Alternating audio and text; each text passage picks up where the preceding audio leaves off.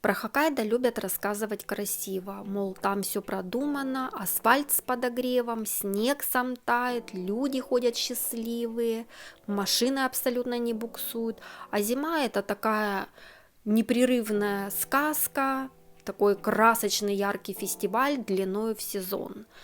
Спойлер, нет. В Японии в северной ее части существует зима, и в этом видео речь пойдет не о целом японском севере, начиная со снежных регионов Аомори, Акита, Ивате и так далее. Сегодня речь пойдет строго о Хоккайдо, потому что я живу на Хоккайдо, и живу здесь уже четверть века своей жизни безвылазно, и моя цель развеять яркие мифы о вездесущих японских подогревах и о сказочной зиме. Хотя нет, зима действительно сказочная, белая, пушистая, красивая, но за аккуратным фасадом, как и везде, имеются свои нюансы. В этом видео я покажу, как проходит зимний сезон на Хоккайдо и как убирается снег, а во сколько обходится уборка снега и куда девается снег, я уже об этом рассказывала в одном из своих прошлых видео, поэтому, если кому интересно, ссылку ищите в описании. Да, Хоккайдо очень снежный остров. И да, он технологичен, хоть и развивается медленно. Почему? Потому что здесь есть 4 сезона, то есть тепло и холод. Если в теплый сезон строительство и внедрение технологий на территории острова хоть как-то продвигается, то холод, само собой, очень мешает и тормозит. И снова почему? Потому что слишком много снега. Снег мешает, и между этими двумя фактами лежит огромная пропасть из льда, компромиссов и ночных снегоуборщиков. И что может показаться самым странным, здесь зимой не пользуются реагентами. Итак, приступим к первому пункту. Почему здесь не сыпят реагенты?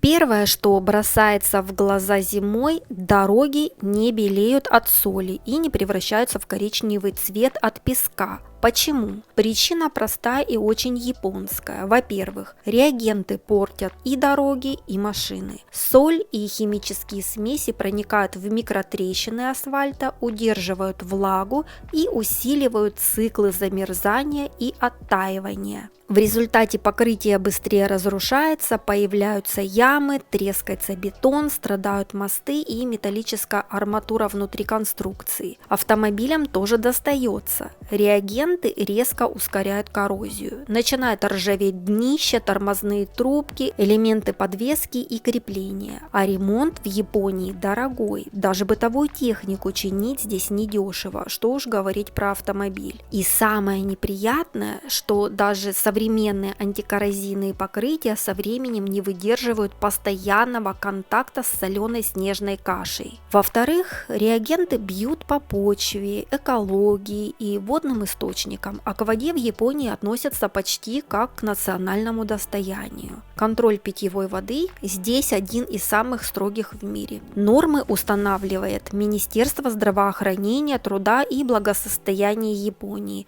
а требования к бактериям и химическим веществам часто даже строже, чем в Европе и США. Вода проходит постоянные проверки и многоступенчатую систему очистки. И, кстати, в Саппоро за этим можно понаблюдать буквально своими глазами. Здесь есть музей Саппоро-Си Сойдо Киненкан. Музей водоснабжения, который расположен прямо при главном управлении водоснабжения города Саппоро. Туда можно купить обычный билет и вживую посмотреть, как вода проходит весь путь очистки. Это тот редкий случай, когда городская инфраструктура настолько прозрачна, что ее показывают почти как музейный экспонат. Через стекло можно увидеть очистительные сооружения, а на экранах подробно показывают и объясняют весь процесс озонирования, фильтрацию активированным углем и финальную подготовку воды. Благодаря этому используется минимальное количество хлора, нет резкого запаха и воду спокойно можно пить прямо из-под крана без домашних фильтров. В самом центре природной реки что-то есть, не так ли? Это сооружение называется водозабор. Здесь вода из реки поступает на очистную станцию. Это буквально вход в наше приключение. Там даже можно спуститься на подземный этаж и через толстое стекло посмотреть на огромную такую трубу, по которой поступает вода в систему города. Там настолько все чисто, что это даже немножечко сбивает с толку. Поэтому в ресторанах и кафе здесь, как правило, наливают обычную водопроводную воду, ту самую, которую в Японии по умолчанию считают безопасной для питья. Именно поэтому массовое использование соли – это очень плохая идея. Реагенты попадают в почву, затем в реки, а дальше в источники питьевой воды. А Хоккайдо очень сильно зависит от горной воды и талого снега, поэтому власти стараются максимально сохранить чистоту водосборных районов и минимизировать химическое загрязнение. Ведь в итоге реагенты оказываются дороже, чем это все выглядит на бумаге. И третья причина – сам климат.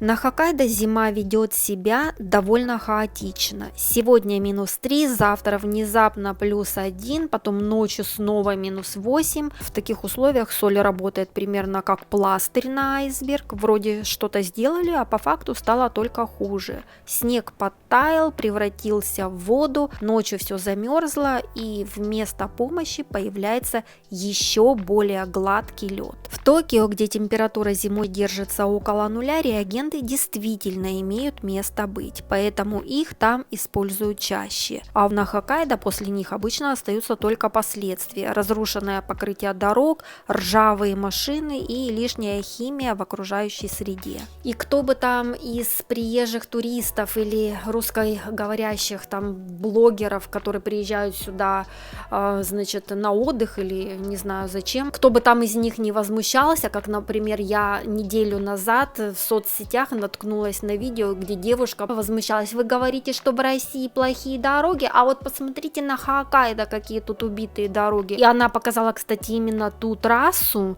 которая идет до города Обихиру. Там действительно есть отдельные участки дорог, где яма на яме и ямой погоняет. Но эта трасса, нужно отметить, одна единственная из трасс, по которой ездит дальнобой. Нужно вот это учитывать, что вот эта дорога, она прям для дальнобоя, потому что когда едешь до этой трассы, там невозможно встретить вообще ни одну машину. Раз в час или в полтора можно наткнуться на легковую машину, а в остальном там дальнобой. Она еще среди гор тянется, среди гор и леса. И мало того, что зима холодная очень, плюс еще дальнобой. Конечно, там эта трасса, она убита. Но это не значит, что вообще на Хоккайдо не ремонтируются дороги. Какие-то дороги ремонтируются, какие-то дороги не ремонтируются. Какие-то дороги вообще забрасываются и прокладывают отдельную трассу. Ну, возмущаться, что на Хоккайдо прям вот яма на яме. Да, здесь некоторые дороги яма на яме. Но это не как в России. В России их вообще не ремонтируют. Там есть населенные пункты, где в деревнях и в селах вообще убитые дороги. И здесь, если едешь через деревни и села, ты видишь полотна дорог. И, в принципе, неплохих дорог. Но вот те дороги, которые из города в город ведут, допустим, с Асахикава до Обихиру, с Обихиру до Куширо, в основном вот эти дороги это для дальнобоя. Поэтому, возмущаться, что здесь такие убитые дороги, это глупо. Лучше посмотреть в своей стране, что происходит, как там ремонтируются дороги. Об этом, мне кажется, все-таки я сделаю отдельное видео, чтобы потом не возникало вопросов. Поэтому вместо химии на замену пришла механика и физика. Дороги на протяжении 26 лет продолжают посыпать каменной крошкой, иногда специальной гравийной смесью, не чтобы растопить лед, а чтобы создать сцепление с дорогой. В начале зимы вдоль дорог выставляют железные ящики, в которых лежат или пакеты, или вот такие пластиковые бутылки с дробленой каменной крошкой. Такие ящики есть временные, а есть вкопанные. Вкопанные ящики обычно расположены на подъемах и спусках дорог для таких мест, где нет подогрева, и поэтому эту крошку можно спокойно вытащить из ящика любому прохожему и посыпать ей скользкий участок дороги или тротуара. Ну вот, мы вышли с магазина, как это все выглядит, как вот эта крошка выглядит, когда ею посыпают дорожки, переходы и так далее. Вот так.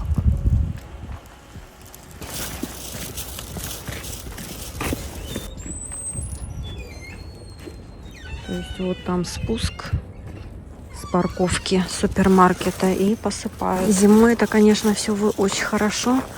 Ну, не скользит и так далее.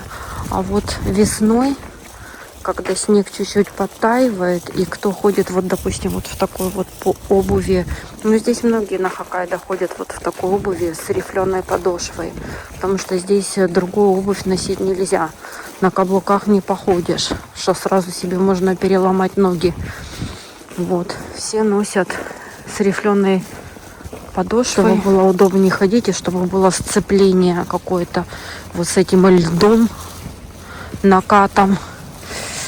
И весной вот эта вся крошка, она забивается в подошву, и ее просто очень-очень-очень трудно оттуда выковыривать. То есть лед никуда не делся, просто по нему теперь стало чуть менее страшнее ездить и ходить. Второй выход из положения – это японский антилед без магии, асфальт с насечками. Если присмотреться к дорогам, особенно на загруженных участках, можно заметить странную текстуру на асфальте, которую делают только в летний период. Это продолговатые линии, бороздки на проезжей части. Это не дизайнерский эксперимент, это не музыкальная дорога, по которой, если ехать 40 километров, то можно услышать какую-то музыку. Нет. Это насечки в асфальте. Работают они просто. Вода не задерживается на поверхности, лед не образует сплошную гладкую пленку, колеса и обувь получают хоть какое-то сцепление. Технология насечек, текстуры на асфальте – это часть инженерных анти-айсинг решений, которые разрабатывались во всем мире еще в далеких 1970-х, 80-х годах специально для дорог в холодных и снежных регионах. Так что такая технология была привезена из-за границы, впоследствии доработана и адаптирована под японские северные реалии, а позже в Японии такие покрытия начали применять примерно с середины 1980-х, а активнее использовались после 1990-х годов. На Хоккайдо такую технологию внедрили и того позже, где-то в нулевых. Я помню, даже была новость об этом и целая передача на ТВ. Поэтому это не изобретение какого-то отдельно взятого гения, это эволюция технологий, адаптированная для японских зим. И в данный момент эта новинка продолжает развиваться и привносить все более новые улучшенные разработки совместно с исследовательскими группами, предприятиями и дорожными государственными службами. И да, пусть это и не спасает полностью, но в большинстве случаев снижает риск ДТП на дорогах и, главное, работает всегда, а не только когда коммунальщики успели приехать и обработать какие-то проблемные участки. Стоит такое покрытие дороже обычного, да, поэтому такую технологию нельзя увидеть на 10 или 20 километрах полотна дороги, а только в городах, в некоторых поселках, где, допустим, самые холодные и труднопроходимые места, и такие дороги делают под заказ также определенным корпорациям или фермерам. Но в перспективе это дешевле, чем ежегодно заливать все реагентами и потом чинить дороги, машины и экологию. Насечки продолжают набивать на дорогах, и в дальнейшем, я думаю, что такое произведение можно будет встретить и на 5, и даже на 10-километровом полотне. А сейчас я развею миф о везде подогреваемом асфальте. Теперь любимая легенда интернета о том, что на Хоккайдо везде асфальт с подогревом, рассеется. Нету такого подогрева везде и всюду. Просто нет. Нет, подогрев, конечно же, существует, но точечно. А где мы его можем увидеть? А вот на подъемах и спусках проезжей части дорог, а еще возле административных зданий, мэрии, например, почты, больниц, ну и еще вот у входов в жилые кондоминиумы и парковках этих кондоминиумов, и последнее иногда у частных домов, потому что это дорого. Дорого все, и обслуживание, и электричество, и все. Поэтому если пройтись по центральным дорогам вдоль административных зданий, да, мы увидим подогрев. А если свернем с центральной улицы во двор, а потом еще раз вглубь квартала, а потом вообще в трущобы, то магия заканчивается. Здесь мы видим обычный снег, сваленный на обочины дорог, обычный лед, обычные люди, работающие лопатой. Абсолютно обычная такая хоккайдская зима без иллюзий прикрас. Вон мы видим, женщина убирает снег. А вот у нее даже вот здесь вот она сбрасывает сюда вот снег. Ого. И вот растапливает, вот здесь у нее вот такая вот топилка снега, но это дорого очень стоит. Вот на таких вот очень-очень опасно ходить, потому что тут лед и можно упасть. Вот прямо вот, если не посмотреть, то есть хоп и гололед. Для сравнения мы опять зашли в подворотню. Снег здесь убран вот так, тротуар расчищается, видно. Дорога без снега, потому что все убрано и аккуратно свален снег на обочины. Ходить можно, но опасно.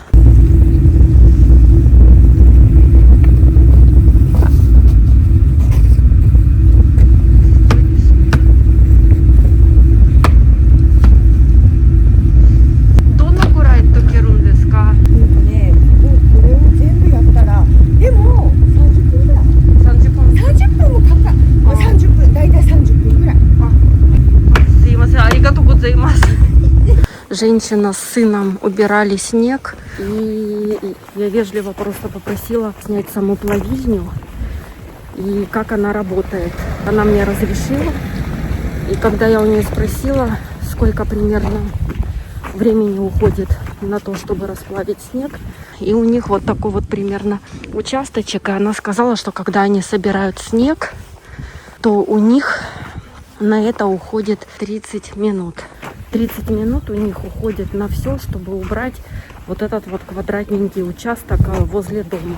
Но как же тогда убирают снег? И почему этого не видно днем? Когда на Хоккайдо валит снег, его не бросаются убирать сразу. Как вот, например, тут Варламов в своем предпоследнем, по-моему, видео приехал в очередной раз в Саппоро и навел тут туристическую панику. Почему это здесь снег не убирают? А почему-то тут снег свален на обочины? Что это такое?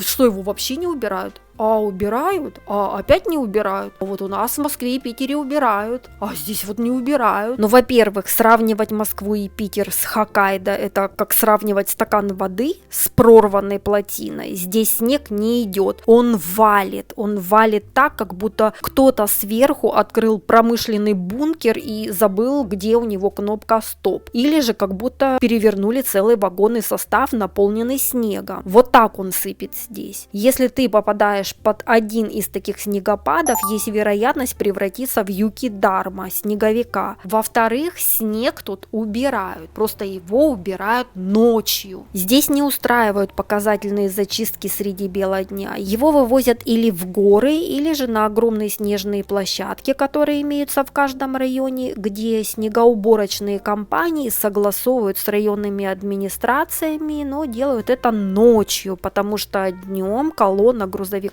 мгновенно превратит город в одну большую пробку. Основная уборка начинается в ночь. Снег начинают убирать примерно с 19:00 вечера, а в некоторых районах позже, и до самого утра, чтобы утром город встал, проснулся и поехал зарабатывать деньги. И в-третьих, аккуратные снежные стены вдоль дорог никто не проспал. Их специально оставляют, потом приезжает роторный снегоочиститель, ротари Джосецуща, по-моему, называется. Такая машина, которая выглядит, будто ее придумали для войны со снегом. И срезает их, чтобы сделать запас места и немного разгрузить дорожную полосу. Снег не убирают до асфальта, а оставляют запас под следующий снегопад, который не заставит себя долго ждать. Хоккайдо и так тратит на уборку миллиарды йен за сезон, а снега здесь выпадает неприлично много. Я не знаю, сколько нужно произнести приставок «пре», чтобы выразить то, насколько тут много выпадает снега. Если каждую кучу вывозить сразу, бюджет придется увеличивать до триллионов. Токио особо не выделяет на это бюджет, регион ежегодно выкручивается своими силами. Поэтому самое рациональное решение – массово вывозить остатки снега в середине марта, начале апреля, когда устанавливается стабильный плюс на улице и новые осадки выпадают уже либо в виде дождя, или же, если выпадают еще в виде снега, то сразу тают. Поэтому схема простая. Зиму пережили, снег аккуратно складировали и вывезли в горы. Ну а теперь о самом больном. Это тротуары. Для меня лично ходить зимой по тротуарам – это стресс. Серьезно, каждый год снег выпадает, тротуар заметает. Потом ночью приходит мини-экскаватор, очищает середину тротуара, и после такой очистки всегда остаются на снегу следы, гребни от колес, которые к вечеру замерзают, и о них просто ломаешь ноги. А если утром стукнул морозец и местами некоторые отрезки тротуаров превратились в идеально гладкую снежную поверхность от ковша, то это уже становится конкретным гололедом. И вот когда ты идешь не по тротуару, а по ледяному рельефу, то каждый твой шаг – это реальная мини-лотерея. Выпадет тебе сегодня сделать тройной тулуп с сотрясением или просто крутануть в воздухе сальтуху с удачным приземлением на шпагат. То есть с каждой зимой моя тревожность возрастает, потому что раньше я ездила за рулем, а потом пересела на велосипед. И здесь тоже не знаешь, что лучше, потому что на велосипеде ты ездишь только тогда, когда нет снега, а водить машину можно круглый год. Но зимой вождение на Хоккайдо реально приравнивается к экстремальному виду спорта. У меня где-то было видео о том, как тут ездят зимой. Но и ходить тут тоже приравнивается к экстремальному виду спорта. Это своеобразный такой хайкинг на выживание.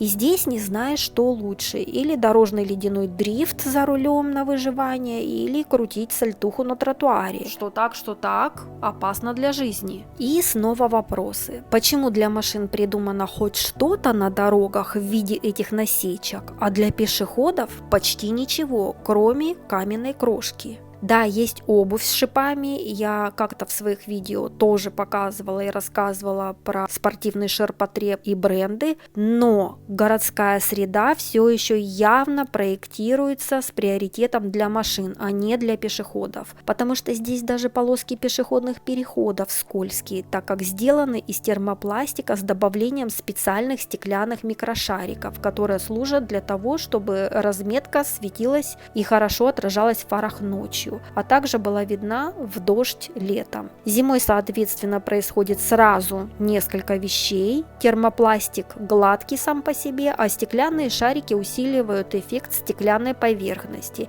И при -1 на них образуется тонкая ледяная пленка. У меня лично несколько раз было ЧП на этих пешеходных переходах, где я крутила сальтуху. Я помню, тогда у меня вывалилось из сумки все. Ко мне, помню, подбежала японка и спросила: все, дайджобу ли с вами все, там все ли с вами хорошо. Я уже на красный свет быстрее собирала все эти раскатившиеся продукты. Слава богу, что водители очень сильно в Японии культурные, и они даже не тронулся никто с места до тех пор, пока вот я не собрала все свои продукты и не перешла дорогу. В итоге расклад пешеходных переходов такой, что асфальт рядом еще хоть как-то держит, а белые полосы превращаются в чистый лед, и пешеходам приходится буквально перешагивать через эти белые полоски, чтобы не разъехались ноги. Особенно очень сильно страдают пожилые люди, которые медленно передвигаются по пешеходному переходу. Иногда водителям приходится до последнего ждать бабульку или дедульку, которые медленно и с осторожностью переходят дорогу. Статистика травм ежегодно тоже неутешительная. Поэтому пешеходные переходы зимой на Хоккайдо – это самое опасное место для пешеходов, что звучит как какой-то сюр.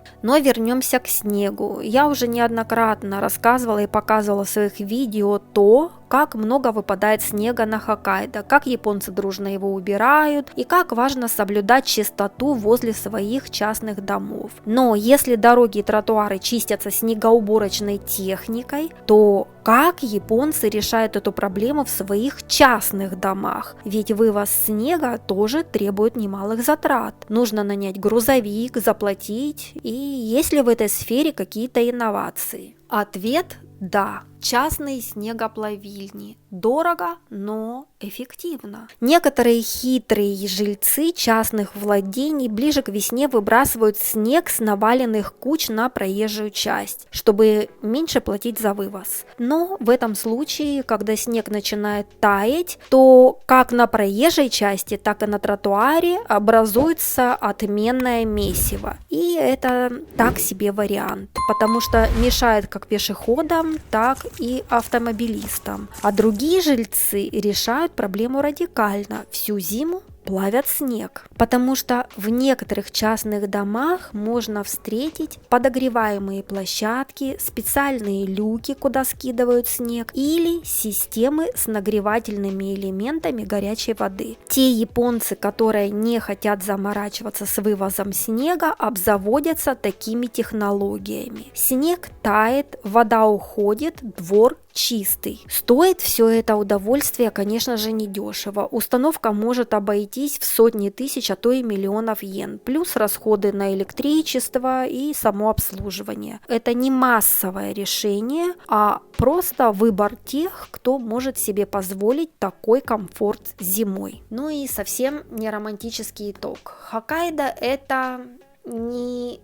сказка про идеальную зиму, это, скорее всего, компромисс. Да, здесь не сыпят реагенты, потому что берегут природу, здесь не греют везде и всюду асфальт, потому что берегут бюджет, здесь убирают снег ночью, потому что берегут трафик, и здесь уборка снега обходится ежегодно в $200 миллионов за зимний сезон и только в Саппоро. Сейчас с иеной, скажем так, не все в порядке, и в прошлом 2025 году бюджет уборки снега на всю зимнюю программу только в городе Саппоро, включая уборку, транспортировку снега и другие связанные работы, составил целых 28,5 миллиардов йен, что также приравнивается к 180-200 миллионов долларов в зависимости от курса. И я уточняю, что этот бюджет только в Саппоро, а на всем острове расходы распределены между городами, поселками, префектурой, национальными дорогами, которые финансирует государство. Поэтому единой красивой цифры нет. Весь Хоккайдо тратит приблизительно около 300-400 миллиардов йен, но это примерно, официальной цифры нет. Ее почти не используют, потому что сама система сильно раздроблена. Но при этом пешеход зимой все еще не защищен и в большей степени страдает. У меня, например, зимний сезон начинается все с одного и того же чувства, с паническим оттенком. Типа, ну вот и зима наступила. Ну что, поехали? Нет, пошли. Нет, поползли. Аккуратненько.